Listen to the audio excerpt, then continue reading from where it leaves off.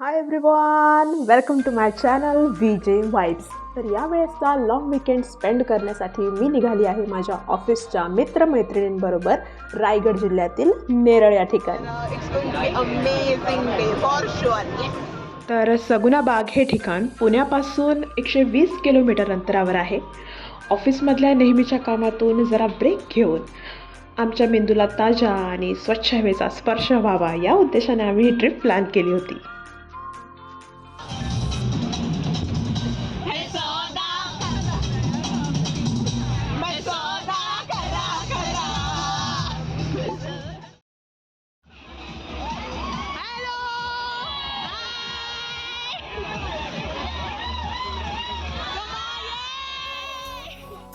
सफ़र खूबसूरत है मंजिल से भी, यह यूं ही नहीं कहा जाता. अपनी मंजिल की ओर आगे बढ़ते हुए कभी कभी हमारी मुलाकात ऐसे खूबसूरत रास्तों से हो जाती है जिन पे चलते हुए ना तो हमें सफ़र की थकान महसूस होती है और ना ही वक्त का पता चलता है. हमारे हिस्से भी कुछ ऐसे ही खूबसूरत रास्ते आए जिन्होंने हमें सफ़र का पता ही नहीं चलने दिया.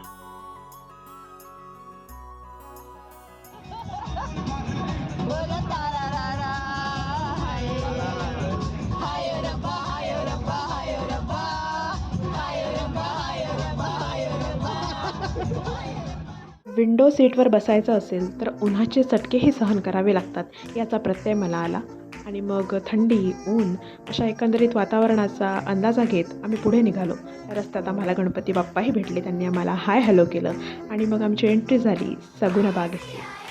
जवळपास 11:15 11:30पर्यंत आम्ही सगुना बागला पोहोचलो. मस्तपैकी प्रवास झालेला होता. तसं छान असं निसर्गरम्य वातावरणात आम्ही आलेलो आहे सध्या आता. आणि मस्तपैकी पक्ष्यांचा आवाज येतोय. जस्ट पोहोचलो आहे आम्ही इकडे. आता आम्ही आमच्या बॅग्स ठेवतोय आतमध्ये. My friends are very happy. इथं बॅग्स वगैरे ठेवलेल्या आहेत जशा मस्त. It's tents. नारळाच्या थंडगार सावलीमध्ये बालपण असं स्वच्छंदपणे खेळत होतं. खूप एक सुंदर असं मस्तपैकी गावातलं वातावरण आहे आणि मला खूप जास्त आनंद होत आहे की आम्ही आलो आहे सगळे इकडे. सगुना बाग येथे होत असणाऱ्या विविध ॲक्टिव्हिटींचा माहिती फलक मला दिसला आणि बाजूने एका ठिकाणी उंट उभा होता. मी शूट करत असताना अचानक समोरून हे मस्त डौलदार बैल आले आणि आपल्या गळ्यातल्या घंटा अशा छुम छुम छुम छुम वाजवत ही बैलगाडी माझ्या समोरून निघून गेली. तिच्याकडे वळून बघण्याचा मोह काही मला आवरला नाही. एका झाडाजवळ हा घोडा बांधलेला होता. इथे हॉर्स रायडिंग पण आहे. उंटावर बसता येतं, बैलगाडा आहे, भरपूर काही गोष्टी आहेत. म्हणजे अगदी गावातला फील येतो इथे आणि खूप छान वाटते. वातावरण एकंदरीत खूप जास्त छान आहे. भूक लागल्यामुळे आम्ही जरा शिस्तीत उभं राहून नाश्त्याची वाट बघत होतो. चांगलीच मोठी लाईन आहे ब्रेकफास्टसाठी. और इसके चेहरे से तुम गुस्से का अंदाजा देख रहे हो. उसे बड़ी भूक लगी है लड़की को. नहीं है, भूख है. क्या करे भूक के एक्सप्रेशन्स है ये. तर नाश्त्याची वाट बघत असताना दुपारच्या जेवणाचा मेन्यू माझ्या हाती लागला आणि हा मेन्यू माझ्या मित्रपरिवारापर्यंत पोहोचवणे हे मी माझं आद्य कर्तव्य समजलं. इथे आलेला आमचा आता हा नाश्ता. मस्तपैकी आम्ही नाश्ता करतोय सगळे इथे बसून. इडली आहे, साबुदाणा खिचडी आहे आणि चटणी आहे, सांबार आहे. पुढे आमच्या एका गटाला एक गाईड देण्यात आलेला होता.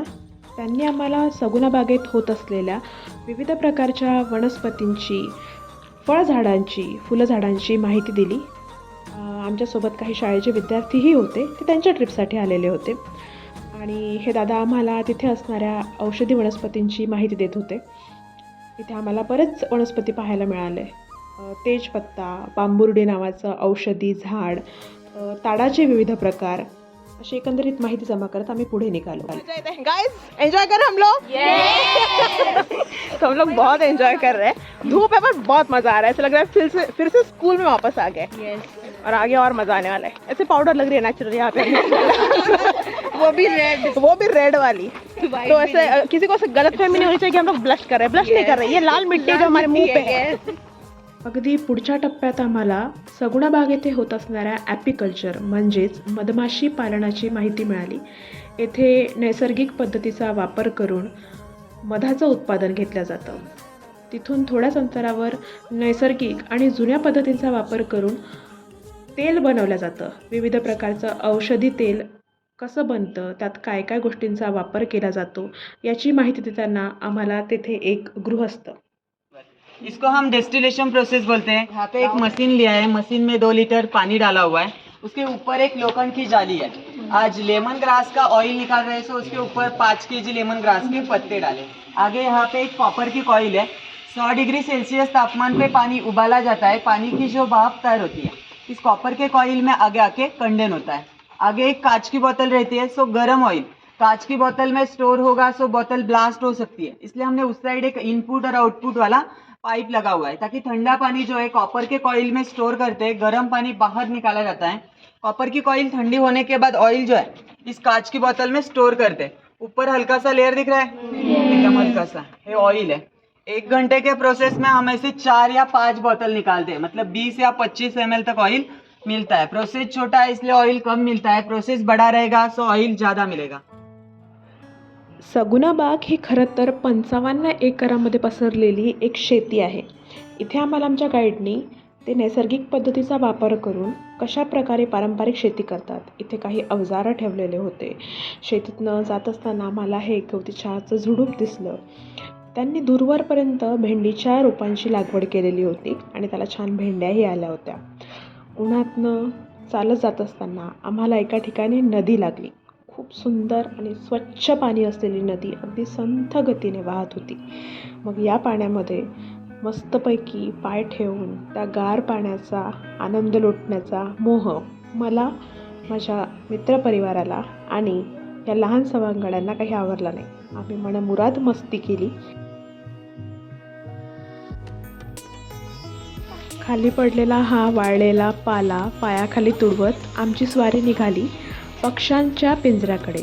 हो, इथे लव्ह बर्ड्स एका अशा छानशा पिंजऱ्यामध्ये ठेवलेले आहेत आणि विशेष म्हणजे ते पाळीव आहेत आणि ते आपल्या हातावर येऊन दाणे खातात. तर हा एक अविस्मरणीय अनुभव होता जो इथे अनुभवायला मिळाला. पहिल्यांदा पक्षी हातात घेतल्यात. My God, I just can't believe it. Love birds on my hand, love birds on my hand. एक एक जाके एक एक पंछी आ रहा है यार. ये कुछ मजेदार है चीज, बहुत मजा आ रहा है. ए आरती कैसे लग रहा है? बहुत प्यारा. Enjoying it.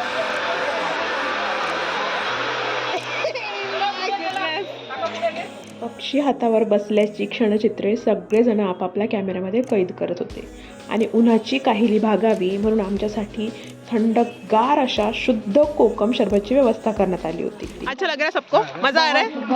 ऑफिस के बाहर ऐसे आके कैसे लग रहा है सबको? बहुत ज्यादा रिफ्रेशिंग. लाल मातीतला पारंपरिक मल्लखांब हा खेळ सुद्धा आम्हाला तिथे बघायला मिळाला. तुरंत यहाँ पर मलखम्ब के लिए शुरुआत करने जा रहे हैं. तो शुरुआत करने से पहले जोरदार ताली से बच्चों का हम स्वागत करते हैं. स्टार्टिंग में उनके जो खुद के प्रकार है और खुद के प्रकार यहाँ पर दिखाने वाले हैं. मल्लखांब टैलेंट.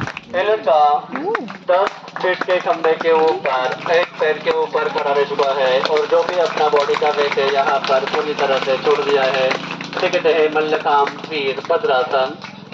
मल्लखांब और अभी हमारे सामने हमारे भविष्य के रामदेव बाबा आ चुके हैं. पहला प्रकार हमारे सामने हो चुका है रोप पद्मासन, रोप निद्रासन. हम एक ही रोप के ऊपर एक साथ आसन के 3 प्रकार देख रहे हैं.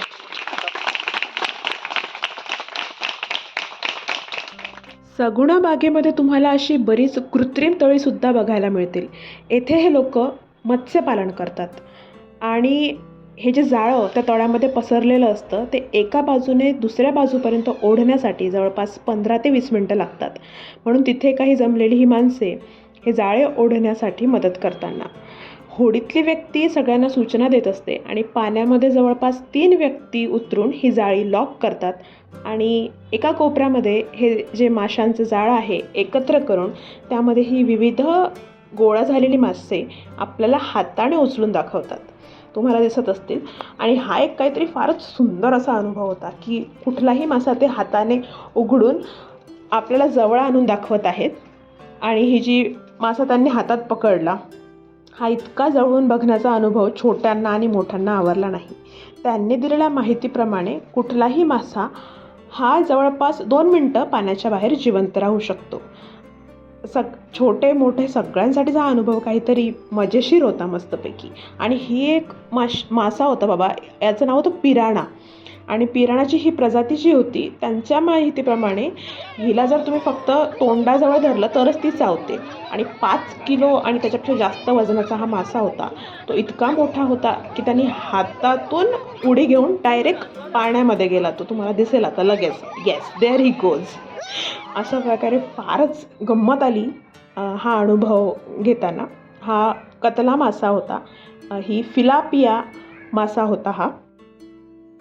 बाजूलाच असलेल्या दुसऱ्या एका कृत्रिम तळ्यामध्ये त्यांनी बोटिंगची सुद्धा व्यवस्था केलेली होती.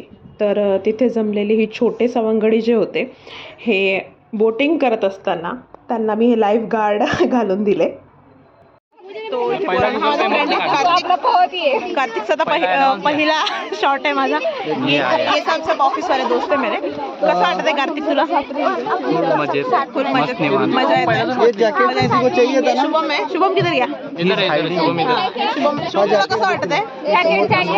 मला जरा गरम झाल्यासारखं वाटतंय. खूप भिजलंय, त्यामुळे माझी हालत खराब झाली. काहीतरी जरा गार जरा मिळालं असतं तर बरं झालं. हो का? त्याची म्हणजे आत्मा माझा थंड झाला. लवकरच करावी अशी इच्छा आहे. नाही तर माझं काही खरं नाही. आता बोटिंगसाठी गेले तर अर्धे लोक आणि आम्ही बसलो इथे जरा वाट बघत. बोटिंगसाठी सगळ्यांनी अशी मस्तपैकी रांग लावली होती आणि गटागटाने ते लोक सगळ्यांना असं मस्तपैकी त्या कृत्रिम तळ्याचा जो आहे हा फेरफटका मारून आणत होते. मी काही गेले नाही पाण्यामध्ये. मी बाजूला उभे राहून मस्त माझा व्लॉग शूट करत राहिली. माझे फ्रेंड्स गेले होते आणि तिथे शाळेत जमलेली काही मुलं होती, ती सुद्धा गेली होती. पुढे आम्ही तिथले पाळीव प्राणी बघण्यासाठी गेलो.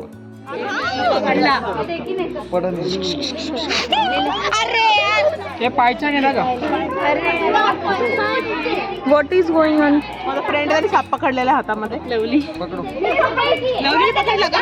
मला पकडायचं आहे. Please bring it to.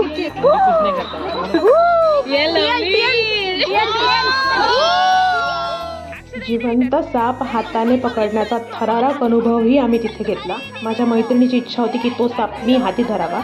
माझी काही हिंमत होत नव्हती. विद्या, you can do it. Vidya, you can do it. Okay या तो मैंने पकड़ लिया है. ठीक है अच्छा है.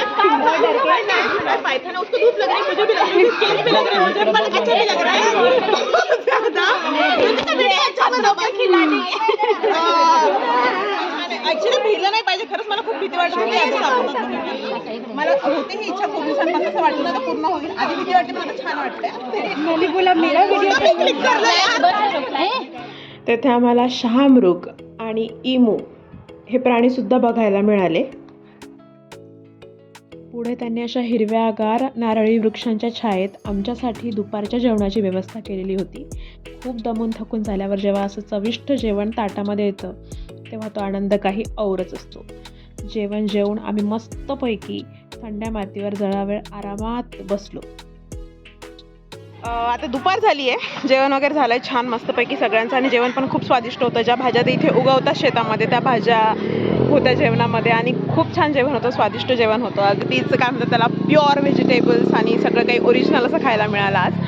त्यानंतर खूप मजा करतोय शाळेतल्या विद्यार्थ्यांबरोबर. आम्ही त्यांच्यासोबत गोष्टी करतोय, वेगवेगळ्या गोष्टी शिकायला मिळतात आम्हाला सुद्धा. गावातला फील येतो इथे आणि खूप छान वाटते. वातावरण एकंदरीत खूप जास्त छान आहे. फ्रेंड्स इथे फोटो काढतात आहे आणि सगळेजण निवांत बसले आहे. सगुणा बागेमध्ये आम्हाला शहरी जीवनापासून जरा दूर गावातल्या संथ जीवनाचा, तिथल्या जीवनपद्धतीचा अनुभव फार जवळून घेता आला. मी तर म्हणेल आपल्या रोजच्या धकाधकीच्या जीवनातून जरा वेळ काढून आपल्या मित्रपरिवाराबरोबर आणि कुटुंबाबरोबर क्वालिटी टाईम स्पेंड करण्यासाठी, निसर्गाच्या जवळ जाण्यासाठी त्यातील गोष्टी शिकण्यासाठी आणि निसर्ग खूप नव्याने अनुभवण्यासाठी सगुणा बाग हा एक उत्तम पर्याय आहे. इथलं नैसर्गिक सौंदर्य मला जमेल तितकं आणि जमेल तसं मी माझ्या कॅमेऱ्यामध्ये कैद करण्याचा प्रयत्न केला. आणि अस्ताला जाणाऱ्या या सूर्याच्या साक्षीने आम्ही आमच्या सुंदर अशा ट्रिपचा शेवट केला. ही तिथे काही घेतलेली क्षणचित्रे परत एकदा आमच्या सगुणा बागेच्या ट्रिपला उजाळा देताना. नीचे लिंक दिया हुआ है और सब्सक्राइब बिल्कुल. Telling to subscribe the channel, like, share, comment and subscribe.